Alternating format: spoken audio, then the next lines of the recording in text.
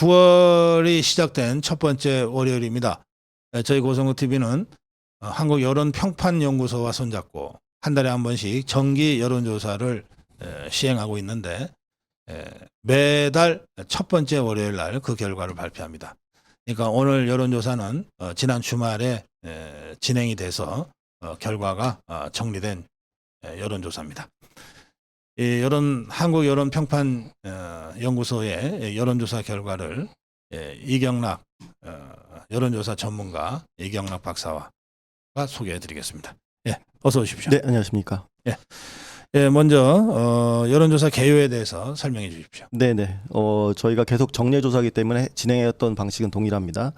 전국 18세 이상 남녀 1,002명을 대상으로 했고, 조사 기간은 9월 1일부터 9월 3일까지 최근에 3일간입니다. 그리고 무선 RDD 방식 ARS로 조사를 했고, 95% 신뢰 수준으로 봤을 때 플러스 마이너스 3.1% 오차를 보이고 있는 이런 조사입니다. 네.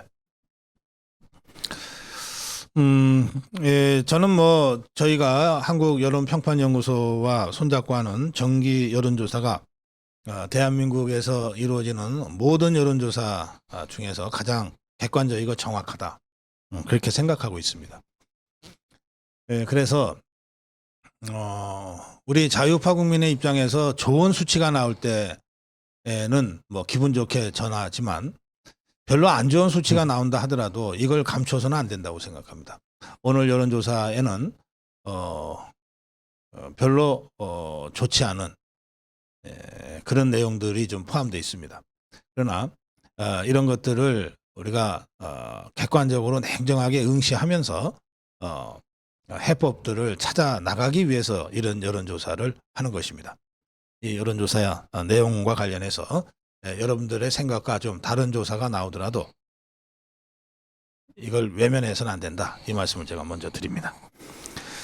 자, 우리 여론조사는 첫 번째 질문이 대통령 지지율 조사죠. 네네, 그렇습니다. 네, 국정수행 평가를 저희가 묻고 있습니다. 몇 번 첫 번째로. 왜냐하면 뒤에다 놓을 경우에는 그 질문에 의해 가지고 조금 생각이 오염될 수 있기 때문에 맨 먼저 물어보고 있는데, 그래서 전반적인 국정 운영에 대해서 어떻게 평가하십니까라는 조사에서 이번에 조금 부정적으로 나왔습니다. 그래서 예를 들어서 잘 못하고 있다라고 부정평가를 내린 총 합이 61%였고 긍정적으로 응답한 응답률이 37%였습니다. 그래서 저희가 조사했을 때 37%가 제일 이제까지 중에서 제일 하락치였거든요. 가장 낮은 점수가 나온 거죠.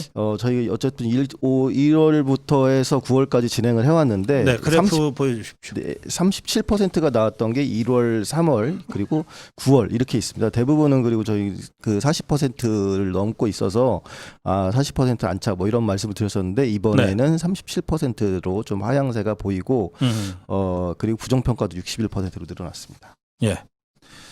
그래서 저희가 지난 넉 달간 40%대를 유지를 해오다가 이번 달 들어서 이제 37%대로 다시 30%대로 윤석열 대통령 지지율이 떨어졌다, 꺾였다. 그리고 그래프에서 보이듯이 지지한다와 지지하지 않는다의 격차가 더 벌어졌다. 이것이 우선 오늘 저희 조사의 첫 번째 시사점입니다. 혹시 이 원인 분석이 되나요?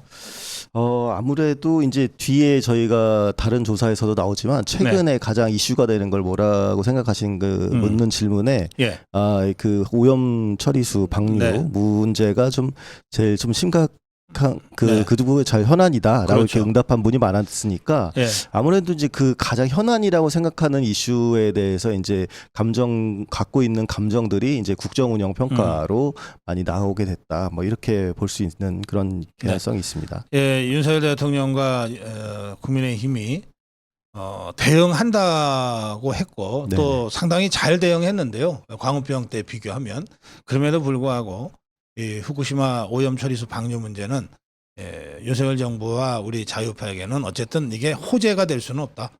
악재라고 하는 것은 분명하다. 얼마나 방어해내느냐의 문제였다. 그런 차원의 해석이 가능하겠네요. 제가 사실 팩트체크 일도 하고 있는데 이 후쿠시마 오염수 관련돼서 팩트체크를 굉장히 많이 했습니다. 근데 전반적으로 내용을 살펴보면 이제 그 과학적 정보가 이게 심리적으로, 그러니까 감정적으로 이게 제대로 전달이 됐으면 이제 시민들도 이 문제에 대해서 그렇게 심각하게 생각을 안 하셨을 텐데, 요런 커뮤니케이션 과정에서, 그러니까 정책 소통 과정, 정책 홍보 과정에서 조금 약간 어느 정도 그런 것들이 시민들이 바라는 것, 시민들의 네네. 마음에 조금 와닿지 않은 부분들이 있어서 아직 요 부분이 반영이 돼가지고 이렇게 지지율이 낮아졌다고 보여지는데, 또 지금 시간이 어쨌든 방류가 됐고 좀 시간이 흐른 다음에 제 생각에는 다음번 조사 때는 좀 회복하지 않을까 뭐 이런 생각도 듭니다. 예. 그다음에 정당 지지도 조사죠? 네, 마찬가지입니다. 이 부분에서 도 좀 부정적으로 처음 저희가 조사한 거로 처음 나온 결과가 좀 나왔는데, 네네. 저희 정당 지지도 질문 이제 먼저 말씀을 드리는 게 좀 좋을 것 같습니다. 왜냐하면 어느 정당을 지지하십니까라고 탁 단적으로 물어보는 게 아니라 다른 여론 조사들도 마찬가지지만 어느 정당을 조금이라도 더 지지하십니까 이렇게 묻습니다. 그러면 이제 그 조금이라도라는 게 사실 심리적인 그런 방어선을 조금 해제하는 게 있습니다. 그래서 어떻게 생각하냐면, 난 평소에 이 정당이나 관심이 없다, 혹은 이 정당 괜찮다고 하는데도 요즘 하는 거 마음에 안 든다 그러면 이게 옮겨가는 그런 측면들이 있거든요. 그렇게 봤을 때 이번에 좀 처음으로, 저희 조사 처음으로 민주당과 국민의힘이 그 역전되는 현상이 나타났습니다. 그래서 지지도가 더불어민주당이 40% 그리고 국민의힘이 35% 이렇게 나왔고, 지지정당 없다가 16% 이렇게 나왔습니다. 네. 국민의힘이 지난달 조사에서 39에서 35로 4% 떨어졌고, 더불어민주당이 34에서 40으로 네네. 6% 올라갔잖아요. 네, 맞습니다. 네, 그렇게 해서 이제 역전이 돼 버렸는데, 여기 오늘 문화일보 조사에는 한국갤럽이 조사한 건데, 민주당 지지율이 추락을 했다. 네네. 이재명 단식하자마자 네네. 해서 27%까지 떨어졌다. 네네. 이런 조사도 나오는데, 네네. 같은 시기에 발표된 우리의 조사와 갤럽의 조사가 네네네. 왜 이렇게 다르게 나오는 건가요? 뭐 이거는 이제 제가 여론조사 관련된 뭐 설문이나 뭐 예전에 유튜브도 방송을 하긴 했었지만, 그 갤럽의 조사는 저희처럼 ARS로 묻는 게 아니고, 지금 이 방금 제가 말씀드렸지만 어느 정당을 조금이라도 지시하시냐가 아니라 그냥 전화로 이제 계속 면접을 하다 보니까 뚜렷한 답을 이렇게 내게끔 이렇게 되어 있습니다. 그렇기 때문에 그 답변자 입장에서는 내가 어느 정당을 분명하게 지지하는 정당을 응답하는 경우가 강하고, 지금 저희가 조금이라도 지지하십니까라고 하는 질문에 있어서는 지금 최근에 심리적인 요인들이 좀 반영되는 결과들이 조금 있습니다. 그래서 다른 여론조사들도 마찬가지지만 정확하게 지지 정당을 묻는 질문과 조금이라도 지지하십니까, 그러니까 큰 더 포괄적인 심리죠. 이것을 묻는 경우가 좀 차이가 있고, 특히나 조금이라도 더 지지하십니까 이런 경우에는 좀 그 정당 지지율에 대한 좀 변동폭이 좀 큰 편입니다. 저희가 일반적으로 생각할 때 뭐 여기 많은 시청자분들도 계시겠지만, 그 자기가 지지하는 정당이 크게 막 바뀌진 않거든요. 근데 이제 다른 여론조사나 저희 거에서도 어느 정도 이게 좀 변동폭이 컸던 이유는 이제 저희는 조사할 때 당에 대한 어떤 뭐 완전한 지지 이런 것들보다는 현안에서 어떤 당이 요즘 더 잘하고 있다라는 뉘앙스로 붙는 그런 것들이 강하기 때문에 거기서 온 차이, 요것도 좀 있다고 보여집니다. 알겠습니다. 지금 여러분들 기대에 미치지 못하는 여론조사 수치를 저희가 지금 발표하고 있는데, 그러다 보니까 무슨 가짜 여론조사 가지고 뭐 왈가왈부하냐 뭐 이런 식의 댓글도 올라오는데, 이거 저희 고성국 TV가 여론조사 여론 평판 연구소와 손잡고 하는 정기 여론조사입니다. 고성국 TV의 여론조사입니다. 저는 대한민국에서 발표된 모든 여론조사 중에 저희 고성국 TV가 매달 한 번씩 하는 정기 여론조사가 가장 객관적이고 정확하다고 생각합니다. 수치가 안 좋게 나오면 왜 안 좋게 나오는지를 정확하게 분석해서 대책을 마련해야 되는 거지. 결과적으로 나온 수치 가지고 여러분들이 믿겠다 못 믿겠다 이렇게 접근하는 것은 이렇게 생산적인 방법이 아니라는 점을 제가 다시 한번 말씀드립니다. 자, 정당 지지도도 이 대통령 지지율도 지금 추락했고, 그리고 정당 지지율이 지금 역전이 돼 버렸어요. 네, 그렇습니다. 자, 그래서 상당히 지금 전체적으로 우리 그 자유파 윤석열 정부 국민의힘이 지금 좋지 않다. 네네. 네, 그런 것들이 이제 확인이 됩니다. 네. 네, 다음 조사 어떤 걸 하셨습니까? 예, 다음 조사는 내년 국회의원 선거 관련해서 여당과 제1야당에 대한 심판론 주장에 어느 주장에 조금이라도 더 공감이 가십니까? 네, 정보 심판론과 더불어민주당 심판론. 네, 야당 심판 요구입니다. 이것도 보면은 어느 주장에 조금이라도 더 공감이 가는 거냐니까 이게 확고한 의견보다는 조금 더 비중 있는 쪽이다 이렇게 생각하시면 될 것 같습니다. 그 답변을 보면 현 정부와 여당인 국민의힘을 심판해야 한다가 57% 그리고 거대 제1야당인 더불어민주당을 심판해야 한다가 35%로 이제 여당에 대한 그리고 정부에 대한 심판론이 좀 더 높게 나타났습니다. 예. 여기 지금 응답률 아까 말씀드리지 않았나요? 응답률 3.7%인데 응답률은 따로 이렇게 소개를 해드리진 않았습니다. 이게 조사 방법에 이제 같이 공지가 되어 있기 때문에 예, 저희가 조사한 선거 여론조사는 그 중앙선거 여론조사 심의위원회에 다 자료가 올라가 있고 예, 거기서 응답률은 이번에 3.7%였는데 응답률은 이거 저희가 의무적으로 뭐 몇 퍼센트 그러니까 그 공개해야 되는 그런 요소라고 알겠습니다. 때문에 그렇게 해서 일단 윤석열 정부를 심판해야 된다는 여론이 거대 야당 민주당을 심판해야 된다는 여론보다 한 18% 높게 나왔다. 네네. 예, 알겠습니다. 그렇게 나왔습니다. 그다음에 내년 총선에서 이제 같은 문제인 것 같지만 질문하는 방법에 따라서 조금씩 다른 답변이 나올 수가 있어서 네네네. 다르게도 물어본 거예요. 예, 왜냐하면은 어떤 질문 같은 경우에는 앞에 문제와 뒤 그 문제가 다르게 답변이 나올 경우에는 조사 신뢰도에 문제가 있을 수가 있기 때문에 저희가 이제 그 조사 신뢰도도 파악할 겸 그리고 그 질문의 뉘앙스에 대해서 전혀 또 다른 의견이 나올 수 있기 때문에 다른 방식으로 물었습니다. 그래서 내년 국회의원 선거에서 국민의힘과 더불어민주당 가운데 어느 정당이 다수당이 되는 것이 바람직하다 보느냐라고 했을 때 같은 맥락에서 나왔습니다. 국민의힘이 다수당이 되는 게 바람직하다 39% 그리고 야당인 더불어민주당이 다수당이 되는 게 바람직하다가 51% 이렇게 나왔습니다. 그래요. 그러니까 이것도 윤석열 정부 심판론이 지금 상당히 강하게 있다는 것을 다시 한번 확인시켜주는 조사군요. 네, 그렇습니다. 그다음에 내년 총선에 이제 국회의원 교체, 현역 국회의원 교체 문제를 물어봤죠. 이게 공천혁명과 관련된 질문입니다. 네네, 이런 질문을 할 경우에 대부분이 그 보면은 다른 사람이 당선되는 게 좋다 이렇게 나오는데 이번 조사에서도 그렇게 나왔습니다. 현역 국회의원이 다시 당선되는 것이 좋다 31%, 다른 사람이 당선되는 것이 좋다 57% 이렇게 나왔는데 그 저희가 이제 일반적으로 그 뭐 이 지역 같은 경우에는 뭐 보수의 텃밭, 여기는 뭐 이제 야당의 텃밭 이렇게 일컬어지는 곳이 있지 않습니까? 그러니까 호남과 TK 이런 지역인데 그쪽을 보면 호남 지역, 광주 전라 같은 경우에는 다른 사람이 당선되는 것이 좋다이가 57% 평균처럼 지금 어쨌든 조사에 나온 것처럼 나왔고 대구 경북 같은 경우에는 다른 사람이 당선되는 것들 좋다. 그러니까 좀 바뀌어야 된다라는 게 65% 이렇게 나왔습니다. 텃밭에서는 현역 의원 교체율이 더 높다는 거죠. 네, 그렇게 좀 나왔습니다.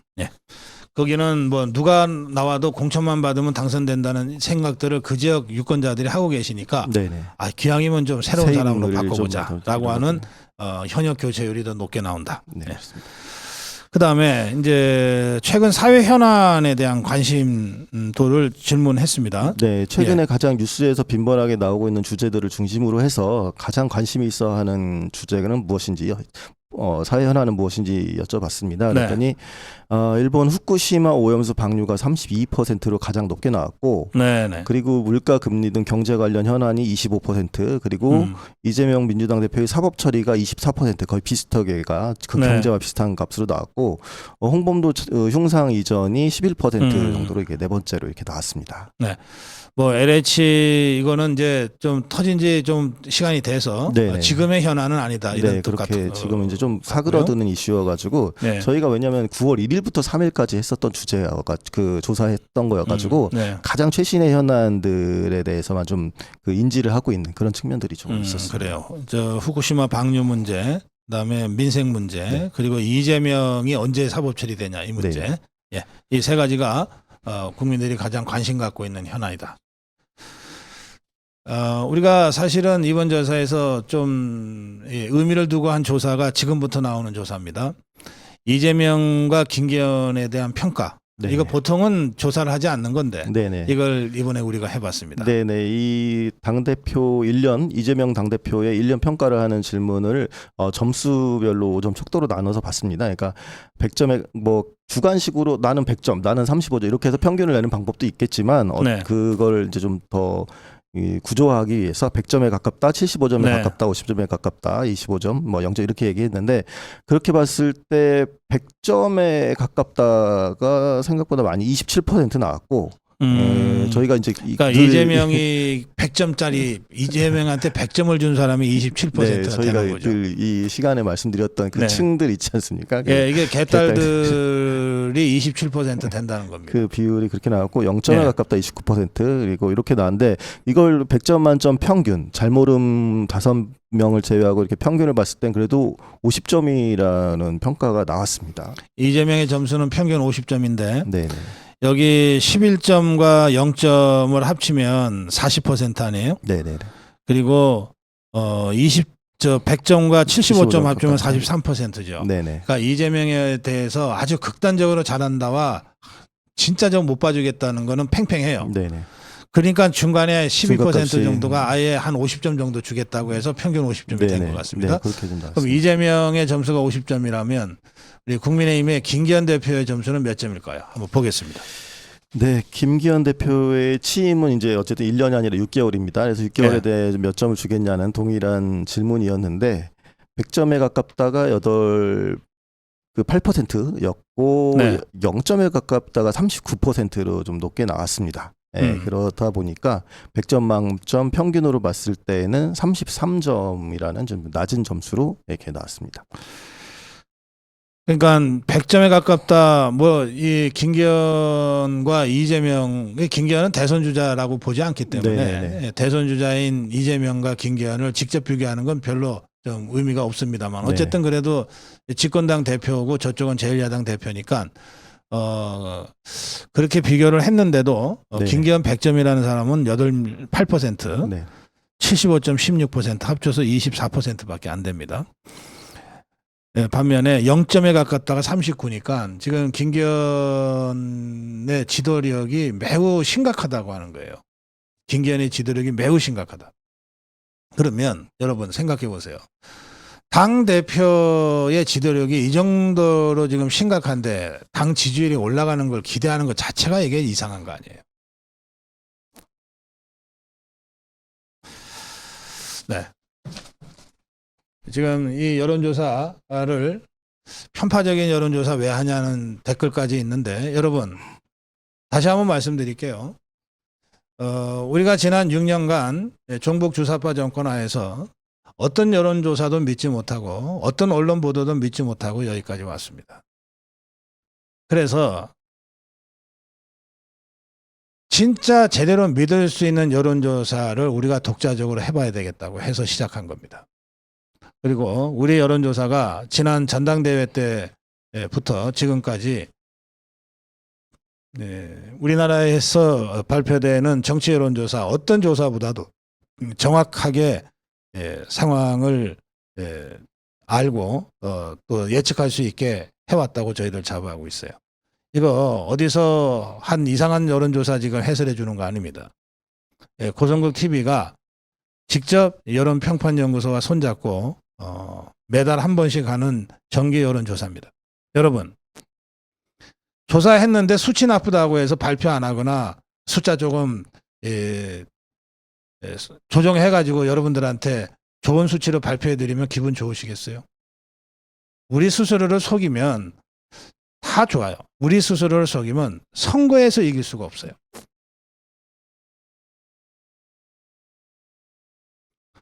고성국 TV가 이름을 걸고 하는 여론조사에 대해서조차 못 믿겠다, 무슨 가짜 여론조사 이런 거 왜 하냐라고 반응하실 거면 아예 여론조사 보지 마세요. 그러면 뉴스도 보지 마세요. 괴담과 선동을 이기는 게 과학이라고 우리가 정말 입이 닳도록 얘기하고 있잖아요. 저희는 이 여론조사를 보고 이거 지금이라도 특단의 조치를 취할 수 있어서 정말 다행이다. 이렇게 생각했습니다. 저는 정치평론가로서 이 조사를 어제 밤에 받아보고 진짜 밤을 잠을 잘 못 잘 정도로 생각이 많았어요. 이게 위기적 징후가 지금 미리 경고등이 켜졌구나. 총선 8개월 앞두고 경고등이 켜진 것이 그렇게 다행일 수 없다. 다만 이 사태를 어떻게 극복해 가야 총선 승리로 이끌어갈 수 있을 것인가.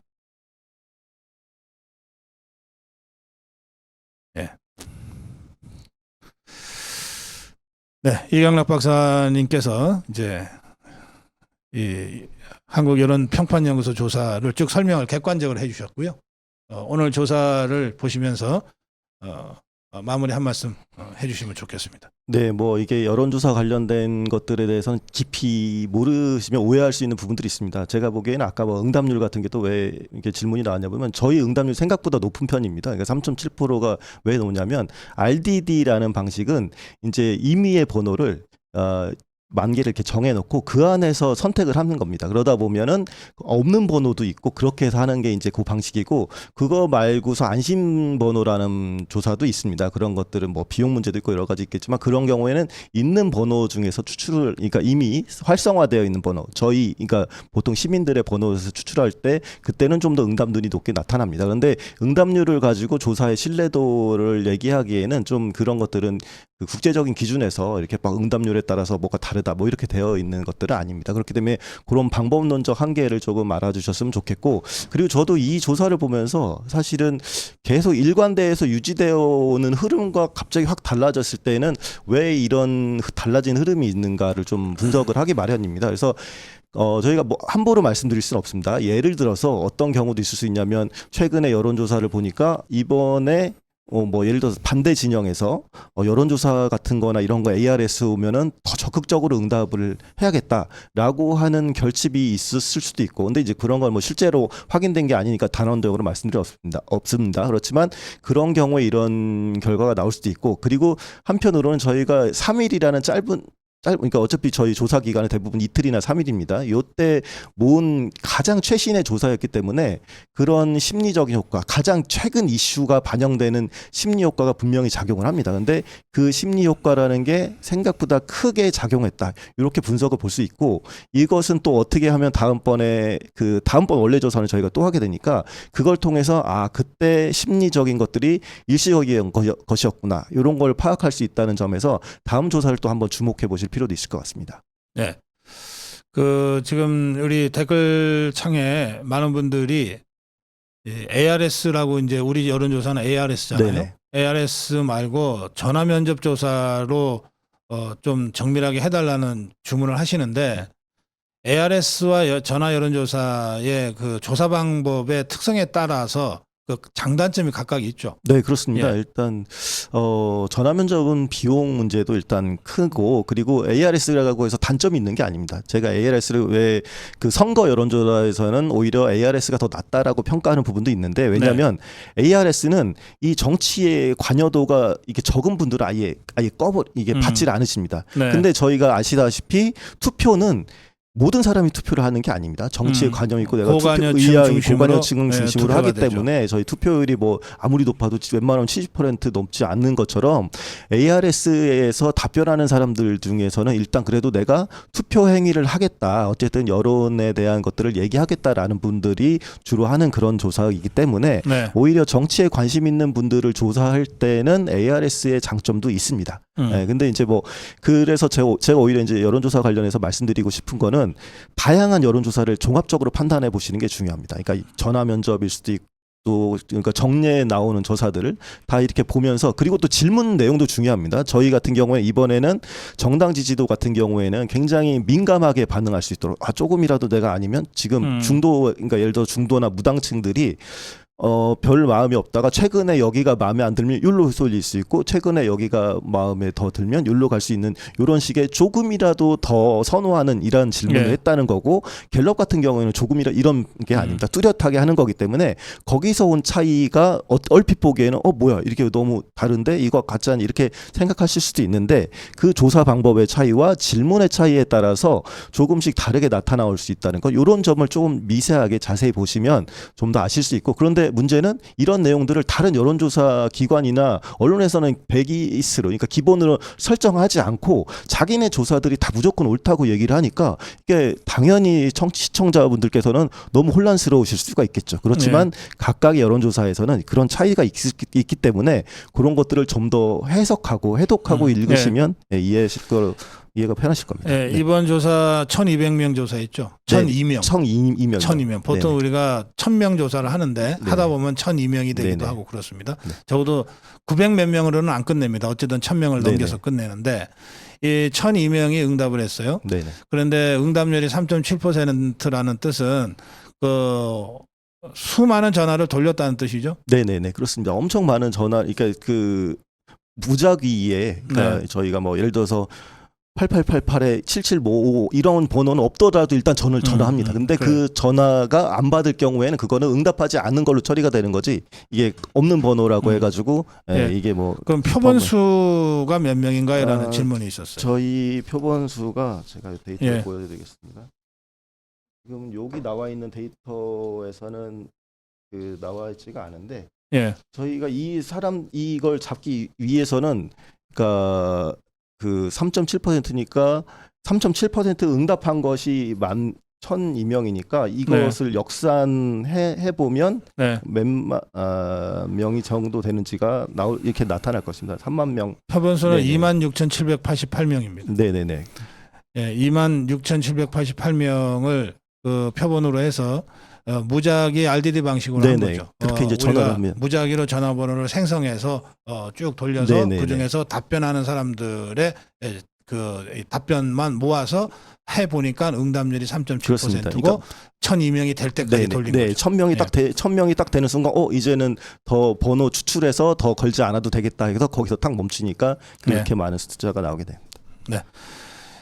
고성호 TV가 여론평판연구소와 손잡고 하는 여론조사는 저희들은 가장 객관적이고 정확한 조사라고 확신하고 있습니다만 그러나 이 우리 조사까지도 여러 조사 중에 하나로 참고하시고 상황을 보시면 돼요.